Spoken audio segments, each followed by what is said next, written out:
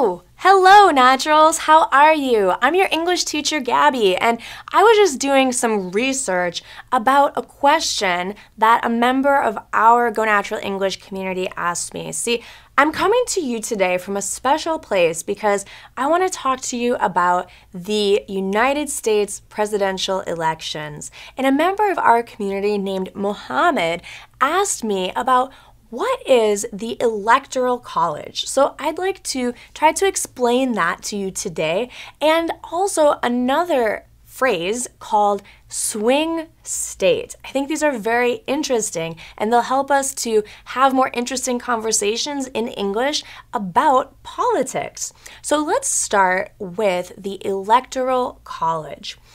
Here's how I'd like us to think about this. Imagine that we, the voters in the United States, are like a bunch of kids in a big family. And we can ask for the things that we want, but in the end, it's our parents who will decide. So the Electoral College is kind of like our parents. That's at least how I'd like to think of it. I think that's a simple way to understand what's going on. So the people of the United States can vote. Women, men, anyone over 18 years of age can vote, regardless of your color. As long as you are a U.S. citizen, you can vote for president.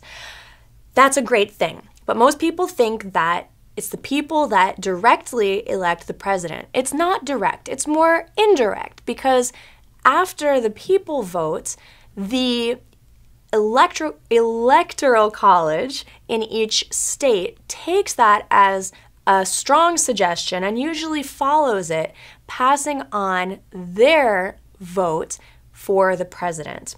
So what I mean by that is that they understand, okay, the majority of people in our state want this candidate to be president. So we respect that, and we're going to vote for this person and tell the government that we want this person. So most of the time, the Electoral College, I don't know why I keep wanting to say electrical, the Electoral College will agree with the people, the voters, the population. Now, here's the interesting thing. Each state, and there's 50 states in the U.S., plus we have the District of Columbia, Washington, D.C., and they all have a certain number of members of the Electoral College. And that depends on the number of members of Congress that each state has. So it depends. Some states have, like California has 55 members, but Washington, D.C. has 3. So it's really interesting because each state is a little bit different.